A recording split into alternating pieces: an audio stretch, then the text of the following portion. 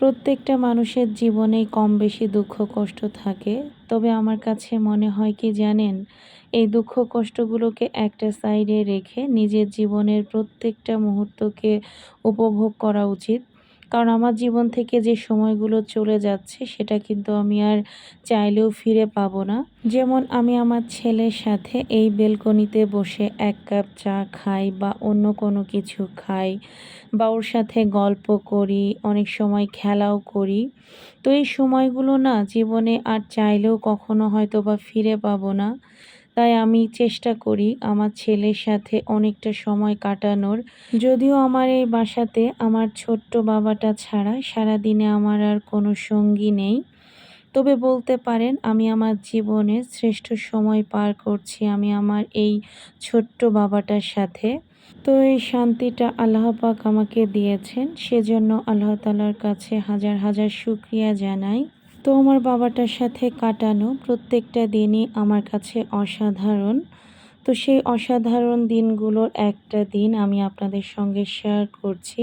তো এই ভিডিওগুলো কিন্তু আজকে সারাদিনের। তো ভাবলাম যে রাতেই ভয়েস দিয়ে রাখি। আজকে সকাল থেকেই বৃষ্টি হচ্ছিল। তো মোটামুটি সারাদিনই বৃষ্টি হয়েছে এবং আজকের দিনটা বলতে পারেন আমাদের মা এবং ছেলের বৃষ্টি বিলাসের দিন।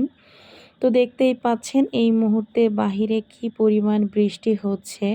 আর এই বৃষ্টিটা দেখতে এত ভালো লাগছিল এবং জানালা দিয়ে আমি এবং আমার বাবাটা কিন্তু এই বৃষ্টিগুলা দেখছিলাম এবং বৃষ্টিগুলাকে উপভোগও করছিলাম। তো সকাল থেকে এরকম বৃষ্টিময় আবহাওয়া দেখে মনটাই ভালো হয়ে যায়। তারপরে ঘরের সব কাজ করে এদিকে রান্নাবান্নাও করে নিয়েছি। এখানে পাঙাশ মাছ ভুনা করেছিলাম আর লাউ, ডাল আর ডিম একসাথে রান্না করেছিলাম। তো তারপরে বিকেলের দিকে আবার হাতে একটু মেহেদিও পড়েছিলাম। আসলে আমি ছোটবেলা থেকেই বৃষ্টি খুব পছন্দ করি। বৃষ্টির দিন মানেই আমার কাছে আনন্দের একটা দিন। তো বিকেলের দিকে ছাদে এসে আমি আর আমার বাবাটা এখানে কফি আর পপকর্ন খেয়ে নিচ্ছিলাম। এখনও কিন্তু গুঁড়ি গুঁড়ি বৃষ্টি পড়ছিল। যদিও আমরা ছাদের একটা সাইডে ছিলাম, এখানে বৃষ্টি ওরকম গায়ে লাগে না। তো এগুলা খেতে খেতে আসলে আমার মনে পড়ে গেল ছোটবেলায় মা বৃষ্টির দিনে অনেক কিছু ভাজাভাজি করত।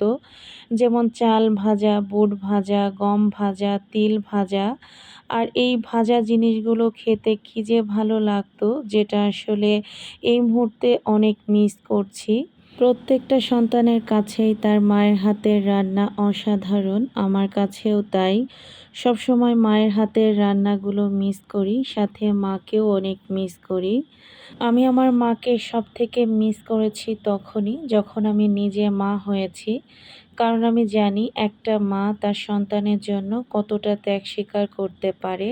আমি আমার সন্তানকে ঠিক যেভাবে আদর যত্ন করছি, একদিন আমার মাও ঠিক এভাবেই আমাকে আদর যত্ন করেছে। তো যাই হোক, পপকর্ন আর কফি খেয়ে হাত থেকে মেহেদিটা তুললাম। আর কাবেরী মেহেদির কালারটা আসলে আস্তে আস্তে বসে, এটা তো আমরা সবাই জানি। তো তারপরে আমি আর আমার বাবাটা আমরা দুজনেই ছাদে একটু হাঁটাহাঁটি করছিলাম। সারাদিন পরে এখন এসে বৃষ্টিটা একটু থেমেছে আর এখন কিন্তু সন্ধ্যা হতে খুব একটা সময় বাকি নেই। কিছুক্ষণের মধ্যেই সন্ধ্যা হয়ে যাবে। আর বৃষ্টির দিনে কিন্তু সকাল, দুপুর, বিকেল একই রকম লাগে। তবে এই সন্ধ্যার আগ মুহূর্তটা ছাদে এত ভালো লাগছিল, যেটা আমি আপনাদেরকে বলে বোঝাতে পারবো না।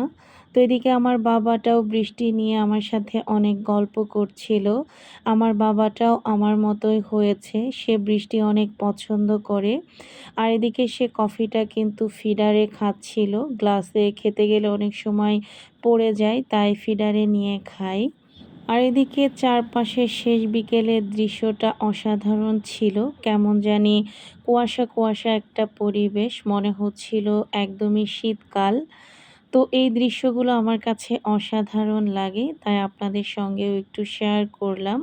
আশা করছি আপনাদের কাছেও ভালো লেগেছে।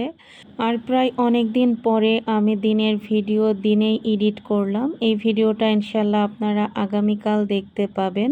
তো আপনাদের কাছে আমার আজকের ভিডিওটি কেমন লেগেছে অবশ্যই কিন্তু কমেন্ট করে জানাতে ভুলবেন না। আর ভিডিওটি যদি আপনাদের কাছে একটুও ভালো লেগে থাকে অবশ্যই আমার চ্যানেলটিকে সাবস্ক্রাইব করবেন এবং পাশে থাকবেন। যারা আমার ফেসবুক থেকে দেখছেন তারা অবশ্যই আমার পেজটিকে ফলো করবেন। আর এদিকে সন্ধ্যার পরেও জারিফ শুয়ে শুয়ে সেই কফিটা খাচ্ছিল আর ফোন দেখছিল। আর আপনাদের সবার আজকের বৃষ্টি বিলাস কেমন কেটেছে অবশ্যই কিন্তু কমেন্টস করে জানাবেন। সবাই ভালো থাকবেন, সুস্থ থাকবেন, আমাদের জন্য দোয়া করবেন। আল্লাহ হাফেজ।